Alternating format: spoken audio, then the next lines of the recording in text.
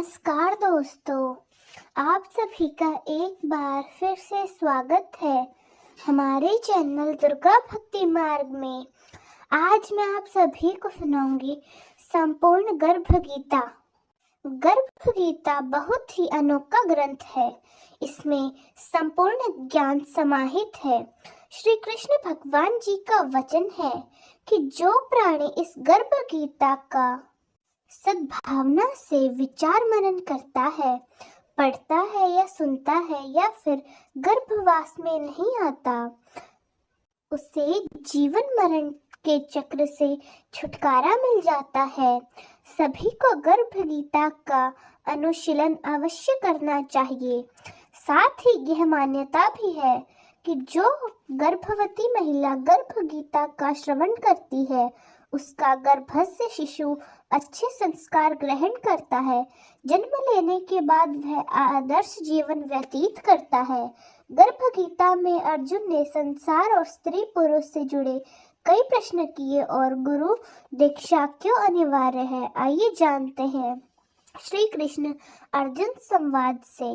अर्जुन उवाच, हे कृष्ण भगवान, यह प्राणी जो गर्भवास में आता है, वह किस दोष के कारण आता है?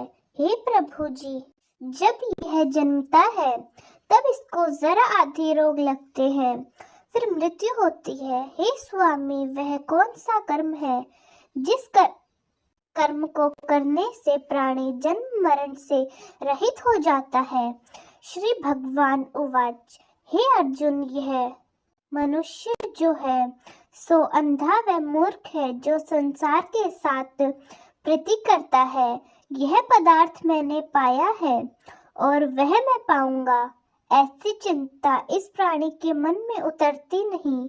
8 पहर माया को मांगता है, इन बातों को करके बार बार जन्मता और मरता है। वह गर्भ विषय दुख पाता रहता है। अर्जुन बोले, हे श्री कृष्ण भगवान, यह मन मदमस्त हाथी की भांति है, तृष्णा इसकी शक्ति है। यह मन तो 5 इंद्रियों के वश में है। काम, क्रोध, लोभ, मोह और अहंकार, इन 5 में अहंकार बहुत बली है। सो कौन यल जिससे मन वश में हो जाए? श्री भगवान वासुदेव बोले, हे अर्जुन, यह मन निश्चय ही हाथी की भांति है, तृष्णा इसकी शक्ति है। मन 5 इंद्रियों के वश में है, अहंकार इनमें सर्वश्रेष्ठ बली है। हे अर्जुन, जैसे हाथी अंकुश कुंडा के वश में होता है, वैसे ही मन रूपी हाथी को वश में करने के लिए ज्ञान रूपी अंकुश है। अहंकार करने से यह जीव नरक में पड़ता है। अर्जुन बोले, हे भगवान, जो एक तुम्हारे नाम के लिए वन खंडों में फिरते हैं, एक वैरागी हुए हैं, एक धर्म करते हैं, इनको कैसे जानने? जो वैष्णव है, कौन है श्री भगवानों? बोले, हे अर्जुन, एक वे हैं जो मेरे ही नाम के लिए वनों में फिरते हैं, वे सन्यासी कहलाते हैं। एक वे हैं जो सिर पर जटा बांधते हैं और अंग पर भस्म लगाते हैं, उनमें मैं नहीं हूँ, क्योंकि इसमें अहंकार है, इनमें मेरा दर्शन दुर्लभ है। अर्जुन बोले, हे भगवान, वह कौन सा पाप है जिससे स्त्री की मृत्यु हो जाती है? वह कौन सा पाप है कि जिससे पुत्र की मृत्यु हो जाती है? और नपुंसक कौन पाप से होता है? श्री भगवान बोले, हे अर्जुन, जो किसी से कर्ज लेता है और देता नहीं है, इस पाप से उसकी स्त्री की मृत्यु हो जाती है। और जो कि अमानत है वस्तु बचा लेता है, उसके पुत्र मर जाते हैं। जो किसी का कार्य किसी की गोचर आए पड़े हैं और वह जनाबी कहे कि मैं तेरे कार्य सबसे पहले कर दूंगा, पर समय आने पर उसका कार्य ना करे, इस पाप से नपुंसक होता है। यह बड़े पाप है। अर्जुन बोले, हे भगवान, कौन से पाप से मनुष्य सदैव रोगी रहता है? किस पाप से गधे का जन्म पाता है? स्त्री का जन्म तथा टट्टू का जन्म क्यों कर पाता है और बिल्ली का जन्म किस पाप से होता है? श्री भगवान कृष्ण बोले, हे अर्जुन, जो भी मनुष्य कन्या दान करते हैं और इस दान में मूल्य लेते हैं वे दोषी हैं। वे मनुष्य सदा रोगी रह जाते हैं। जो विषय विकार के वास्ते मदिरा पान करते हैं वे टूट का जन्म पाते हैं और जो झूठी गवाही भरते हैं वे औरत का जन्म पाते हैं। जो औरतें रसोई बनाकर पहले आप भोजन कर लेती हैं और पीछे परमेश्वर को अर्घ दान करती हैं वे बिल्ली का जन्म पाती हैं। और जो मनुष्य अपनी झूठी वस्तु दान करते हैं वे औरत का जन्म पाते हैं। वह गुलाम औरतें होती हैं। अर्जुन बोले, हे भगवान, कई मनुष्यों को आपने श्रवण दिया है, सो उन्होंने कौन सा पुण्य किया है? और कई मनुष्यों को आपने हाथी घोड़े रथ दिए हैं, उन्होंने कौन सा पुण्य किया है? श्री भगवान कृष्ण बोले, हे अर्जुन, जिन्होंने स्वर्ण दान किया है उनको घोड़े वाहन मिलते हैं। जो परमेश्वर से नियमित कन्या दान करते हैं वे पुरुष का जन्म पाते हैं। अर्जुन बोले, हे भगवान, जिन पुरुषों के अंदर विचित्र देह है उन्होंने कौन सा पुण्य कार्य किया है? किसी किसी के घर संपत्ति है, कोई विद्वान है, उन्होंने कौन सा पुण्य कार्य किया है? श्री कृष्ण बोले, हे अर्जुन, जिन्होंने अन्न दान किया है उनका सुंदर स्वरूप है। जिन्होंने विद्या दान किया है वे विद्वान होते हैं। जिन्होंने संतों की सेवा की है वे पुत्रवान होते हैं। अर्जुन बोले, हे भगवान, किसी को धन से प्रीति है, कोई स्त्रियों से प्रीति करते हैं, इसका क्या अर्थ है? समझाकर कहिए। श्री कृष्ण बोले, हे अर्जुन, धन और स्त्री सब नाश रूप होती है, मेरी भक्ति का नाश नहीं है।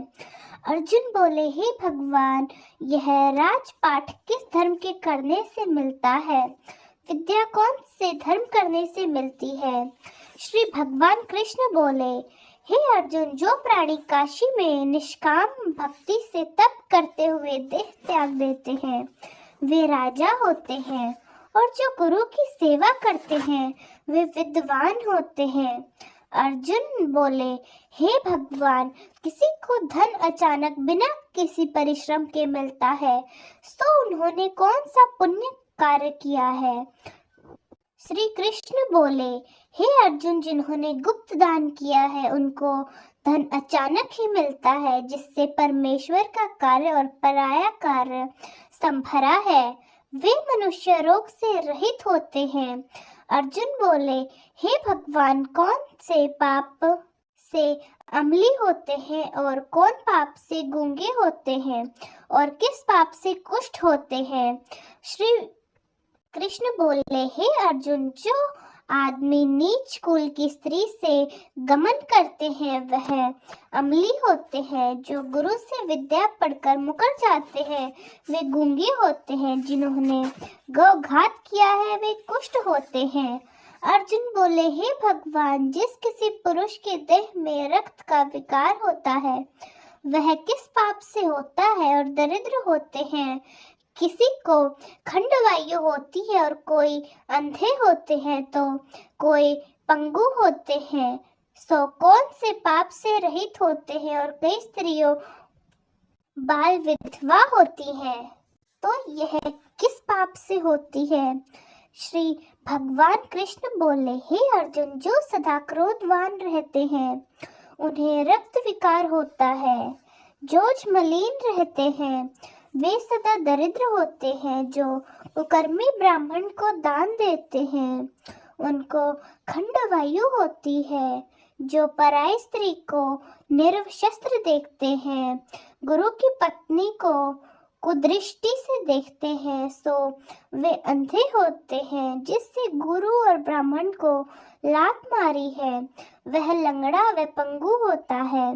जो औरत अपने पति को छोड़कर पराये पुरुषों से संग करती है सो वह बाल विधवा होती है। अर्जुन बोले, हे भगवान, तुम परम ब्रह्म हो, तुमको नमस्कार है। पहले मैं आपको संबंधी जानता था, परंतु अब मैं ईश्वर रूप जानता हूँ। हे परब्रह्मा गुरु, दीक्षा कैसे होती है, सो कृपा करके मुझसे कहिए। श्री कृष्ण बोले, हे अर्जुन, तुम धन्य हो, तुम्हारे माता पिता भी धन्य हैं, जिसके तुम जैसा पुत्र है। हे अर्जुन, सारे संसार के गुरु जगन्नाथ है, विद्या का गुरु काशी, चारों वर्गों का गुरु सन्यासी। सन्यासी उसको कहते हैं जिसने सबका त्याग करके मेरे विषय में मन लगाया है। तो ब्राह्मण जगत गुरु है।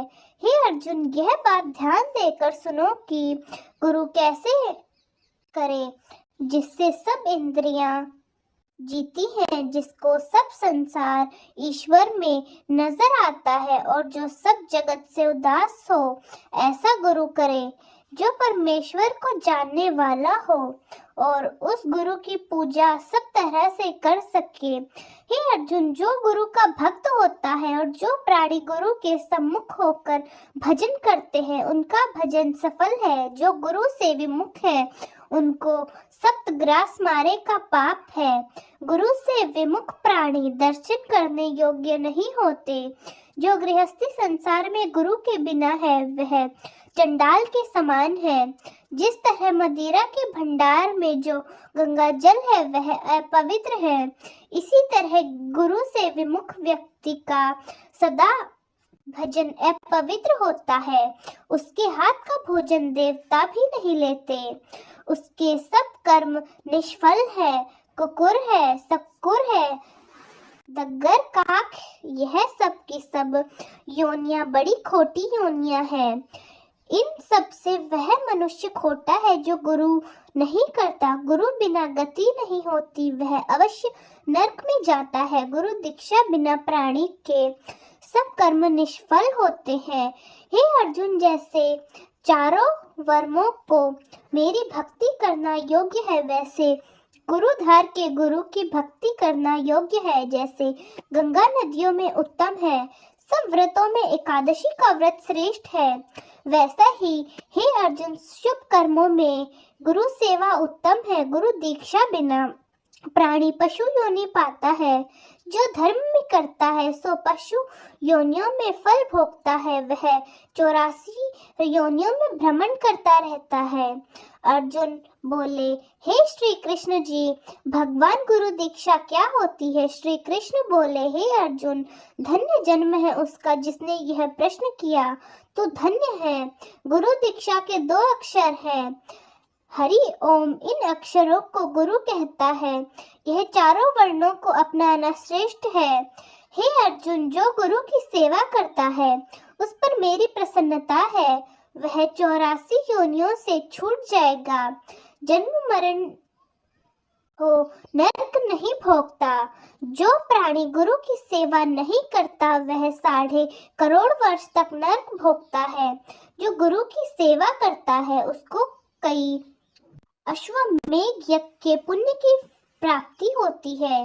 गुरु की सेवा मेरी सेवा है। हे अर्जुन, हमारे तुरंत संवाद को जो प्राणी पढ़ेंगे और सुनेंगे, वो गर्भ के भोग से बचेंगे। उनकी 84 योनियां उकट जाएगी। इसी कारण इसका नाम गर्भ गीता है, ज्ञान है। श्री कृष्ण भगवान जी के मुख से अर्जुन ने श्रवण किया है। गुरु दीक्षा लेना उत्तम कर्म है।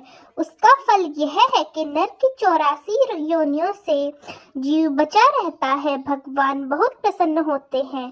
तो दोस्तों, कैसी लगी आपको हमारी आज की कहानी? कमेंट्स में जरूर बताएं। धन्यवाद।